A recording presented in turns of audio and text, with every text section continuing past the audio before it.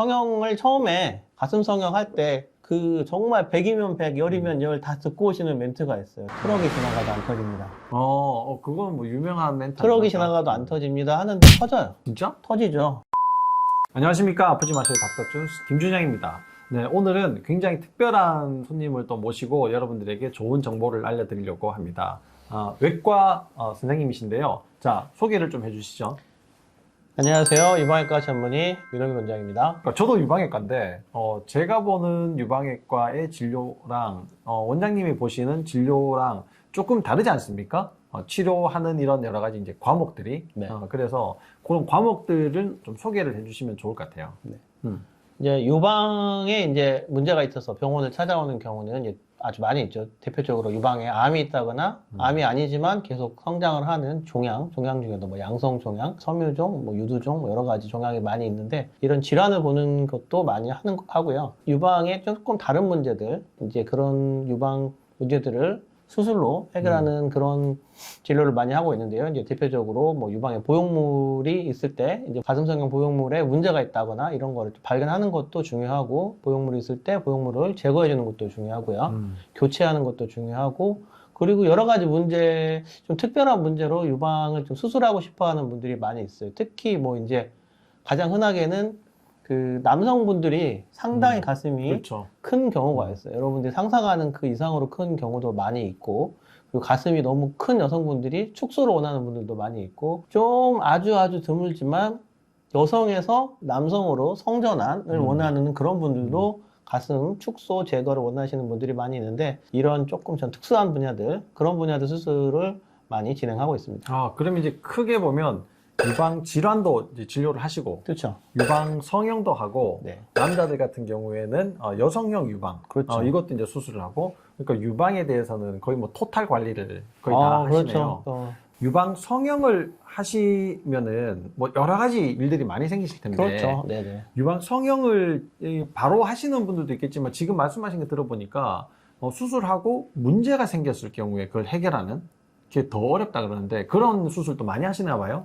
이제 이 유방 성형을 아주 많이 하죠. 유방 성형은 아주 몇십 년 전부터 했었죠. 우리나라에 가슴 성형이 들어온 거는 한 3, 40년 되는 것 같아요. 그때부터 그 중간에 또 문제가 많이 있었어요. 보형물에 뭐 이렇게 금지되기도 하고. 성형을 처음에 가슴 성형할 때 그 정말 100이면 100, 열이면 열 다 듣고 오시는 멘트가 있어요. 트럭이 지나가도 안 터집니다.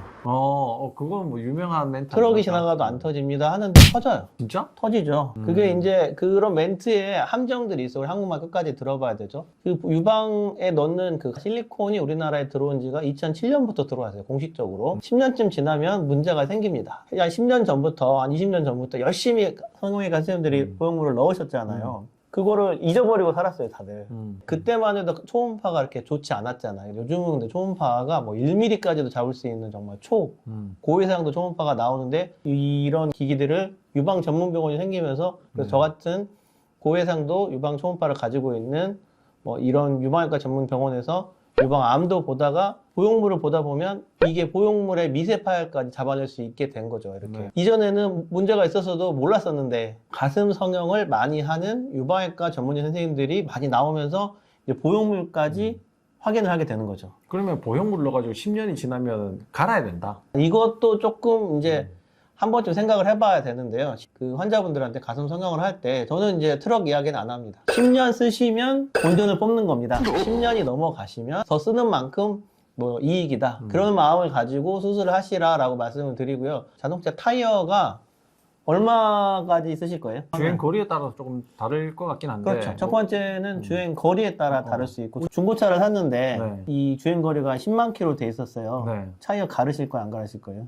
근데 타이어 상태를 봐야죠. 그렇죠. 상태를 되겠죠. 봐야죠. 네. 일단 동전을 넣어보고, 뭐 그렇죠. 두께, 깊이를 일단 보고, 뭐 그런 거 해야 되지 않습니까? 절대적인 기준은 없다라는 거죠. 근데 여러 가지 상태를 상태에 보고, 따라서. 이게 너무 오래됐다 그러면은 좀 갈아주는 것도 좋고, 그리고 여러 가지 문제들이 중간에 이벤트들이 많이 있었죠. 우리 최근에 2, 3년, 3, 4년 동안에. 뭐 악성 종양이 생긴다. 그렇죠. 악성 종양이 생긴다거나, 그리고 기본적으로 우리 몸 안에 실리콘이 들어오는 거는 이물질이죠, 이물질. 그렇죠. 이물질을 넣는 게 좋을 건 없잖아요.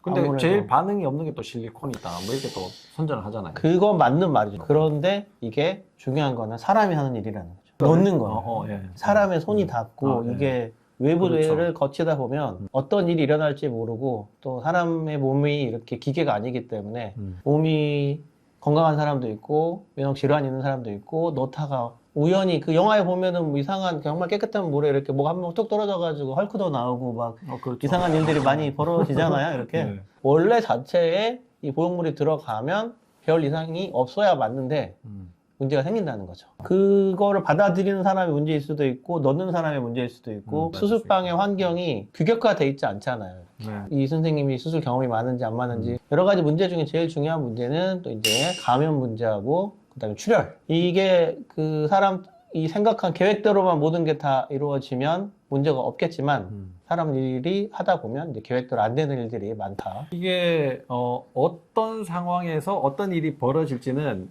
지금 당장 예측할 수 없으니까 한 10년쯤 쓰면은 초음파 한번 해보고 그럼 갈아야 되냐 말아야 되냐 이걸 결정해 보는 것도 괜찮겠네요. 예. 문제가 생기는 거는 일단 두 가지 문제가 있어요. 본인이 느끼는 문제가 있고 아프고 막 모양이 뒤틀어지고 이렇게 구형구축이 대표적인 그 문제죠. 그리고 구형구축은 그러니까 두꺼워졌다. 네. 고용물을 싸고 있는 피막이 동그랗게 쪼그라들었다는 말이기 때문에 이게 문제가 있다라는 거를 말하는 거고 이제 처음에도 알 수 있고 본인은 멀쩡한 것 같은데 모양이 조금 이상한 것 같아요. 그래서 딱 봤더니 이쪽은 완전히 터져가지고 너덜너덜해져 있고 이게 문제가 있는 경우도 느끼는 문제도 있고 못 느끼는 문제도 있고 예전에는 그냥 좀 시간 여유를 두고 봅시다 이런 문제가 많이 있었는데 요즘은 개입을 해야 되는 경우도 있을 수 있으니까 이런 경우는 이제 초음파를 직접 봐야 돼요. 이 가슴 성형을 많이 하면서 유방 초음파, 유방 암 검진 이런 문제까지 같이 할 수 있는 그런 병원에 가시면 이제 일석삼조 뭐 이렇게 그렇죠. 이제 한꺼번에 할 수 되겠네요. 있죠. 구형 구축이 생긴 분들을 보면요, 이게 성형을 하고 오신 분들 중에 모양이 완전히 다른 분들이 있어요. 그렇죠. 한쪽은 진짜 구형 구축이 확 생겨가지고 진짜 이렇게 땡땡하게 돼 있고 한쪽은 자연스러운 가슴처럼 이렇게 되어 있는데 그러면 그런 가슴이 다시 돌아갈 수 있습니까? 이제 구형구축이라는 거는 흉터예요, 흉터. 우리가 이런데 이 살도 마찬가지고 이렇게 찢어지면 몸안에 흉터가 많이 생기잖아요. 이렇게. 그렇죠. 근데 켈로이드처럼 그렇죠. 생길 수 켈로이드 있고. 같은 경우도 있고 켈로이드가 생기는 기전과는 다르지만 마치 켈로이드처럼 우리 몸에 흉터가 깔끔하게 낫는 사람이 있는가 하면 흉터가 두껍게 올라와서 이렇게 그 지렁이 같은 벌레 모양의 흉터가 생기는 사람이 있는 것처럼 흉터의 회복 과정이 다르죠. 이 몸 안에 이물질, 실리콘이 들어갔을 때 안정화되는 과정에서 그냥 얇은 깨끗한 흉터처럼 남는 사람이 있는가 하면 두꺼운 켈로이드 같은 흉터가 남는 사람이 있을 수 있어요. 네. 그런 것처럼 켈로이드처럼 두꺼운 흉터가 보형물 주변에 남아버리면은 이게 이 가장 최소한의 면적을 가지려고 응축이 되죠. 네, 우리 네, 물방울 네, 모양의 이 표면 장력이 생기면서 이렇게 구형이 되는 거죠. 딱딱한 공처럼 된다 해서 구슬 같은 모양, 구형 구축이 생기는 거죠. 그래서 이제 가슴 성형 하시는 분들이 피막과 구형 구축 이거에 되게 많이 신경을 쓰시는데 피막은 정상 회복 과정이에요. 그런데 피막이 비정상 회복 과정을 거치게 되면은 비정상 피막이 되고 예전에는 그냥 비정상 두꺼운 피막으로 끝났었는데 최근에 한 3, 4년, 4, 5년 전부터 이 두꺼운 피막에서 암이 생기더라. 역형성 대세포 림프종. 그래서 이게 이제 단순 피막에서 이제 암이 생기기 시작하면서 온 나라와 전 세계에 있는 보형물 가지신 분들이 이제 패닉에 그럼 빠졌죠. 단순 피막에서도 그런 문제가 생길 수 있다. 왜냐하면 생기지 않으면은 이게 어디에 가서 붙을 수가 없잖아요. 근육 안으로 파고 들어갈 수도 없는 노릇이고 그렇죠. 뼈에 네. 붙을 수도 네. 없는 거고 우리 뼈에도 골막이 있고 근육에도 근막이 있잖아요. 똑같이 그 비슷한 조직이죠. 그런데 보형물 주변을 싸고 있는 표피, 피부 같은 막이다 그래서 피막이죠. 근데 피막은 맞는데 이게 단순 피막이냐, 이게 두꺼워져서 문제가 생기는 악성 피막이냐, 염증성 피막이냐 이런 피막들이 종류가 정말 0점 단위 피막부터 몇 미리, 몇 센치 단위 피막까지 다양하다. 그 범주가 다양하기 때문에 단순히 피막이 생겼다라는 거 가지고 겁을 먹으실 필요도 없고 하지만 피막에 문제가 있다라고 하면은 진료를 하는 그런 선생님들하고 상의를 하셔야 된다. 그런 분도 이제 이 유방에 혹이 있는 분들처럼 좀 적극적으로 정기적으로 이렇게 유방 검사를 좀 하셔야지 되겠네요. 그렇죠. 근데 피막이 생겨버리면 돌아갈 수 없어요. 이거는 피막은 이제 우리 주변에 생긴 콜라겐 같은 덩어리이기 때문에 우리 인대나 힘줄 같은 그런 비슷한 조직이기 때문에 한번 피막이 두꺼워져 버리면 일단은 빨리 좋지, 이게 조기에 발견을 하면 좋지만 조기에 발견하는 건 어렵고, 일단 가슴 모양이 보통 올라가요. 이렇게 축 처져 있다가 올라가거나 올라가면서 단단하게 튀어나오거나 만지면 말랑말랑하지 않고 이렇게 구슬 단단한 가죽공처럼 이렇게 단단해지면서 그런 무시하죠. 거를 막기 위해서 사실 우리가 뭐 천식약이지만 그런 걸 좀 막으려고 약도 좀 처방을 하고 그렇게 그렇죠. 하지 않습니까? 이게 이제 몬테루카스트 제제의 부작용 중에 하나가 이런 섬유질 형성을 억제하는, 파이브로블라스트의 성장을 억제하는 효과가 있어서 우리가 그게 처음에 이제 구축 예방약 이전에 흉터 예방약으로 썼었죠. 제가 이제 그 갑상선 수술도 많이 했었는데, 갑상선 수술한 선생님들이 이제 이 약들을 흉터 예방 하시라고 이렇게 몬테루카스트 제제를 사용하면은 이제 파이브로블라스트 섬유 모세포의 증식을 억제해서 안 생기게 해주는, 그거는 이제 기본적으로 처방되는 이제 그 구축 예방약에 들어가는 거고요. 근데 그걸 먹어도 생길 수는 있다. 여러 가지 상태에 그렇죠. 따라서. 왜 그러냐면 이제 이런 거는 정상적인 회복 과정을 염두에 두고 처방하는 약이죠.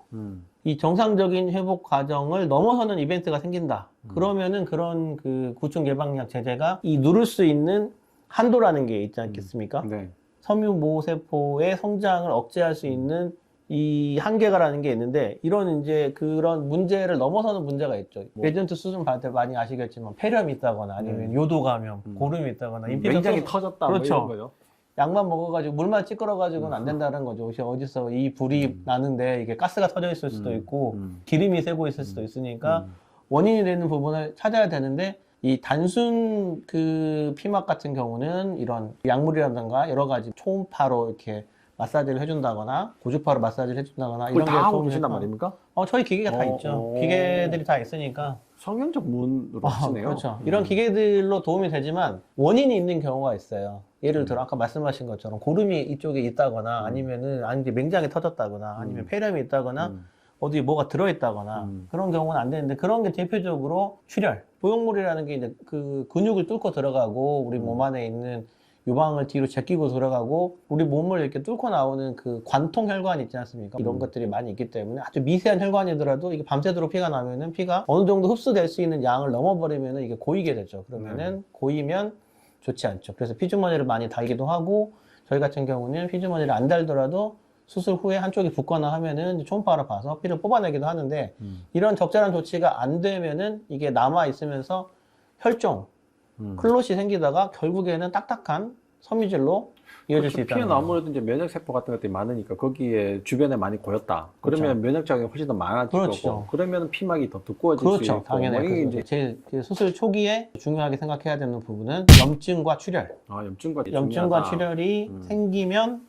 보형물 주변에 피막이 두꺼워진다. 초반에 적극적으로 빼줄 수 있는 시기가 있어요. 우리 이제 출혈이 있을 때 이게 선지처럼 되면 빼기 어렵잖아요. 그렇죠. 근데 선지적으로 녹이는 약이 있잖아요. 녹이는 주사를 주기도 하고, 그리고 선지처럼 녹이다가도 시간이 지나면은 이게 액상화가 되잖아요. 그럴 때 이제 이게 기다려버리면은 그 안에 있는 면역세포들이 면역작용을 일으켜가지고 섬유질을 그 섬유화를 시키겠지만, 촉진시키니까. 하지만 그 일이 일어나기 전에 이제 일반적인 병원에서는 이걸 하기 힘들죠. 저희 같은 경우는 저는 이제 이 가슴 성형하기 이전에 아시다시피 저는 이제 보형물 전에 이제 가슴 만무통이라든가 뭐 조직 검사 이런 걸 많이 했으니까, 그리고 저는 여차하면 문제 되면 저는 보형물 교체하겠다라는 어떤 모델인지도 알고 같은 보형물이 뭐 있는지도 알고 할 수 있으니까 이제 구형구축이 생기는 것보다는 혹시라도 뭐 터지면 바꾸다 이런 마음을 가지고 이제 보형물을 주사기로 빼버릴 수 있죠. 그건 경험이 이제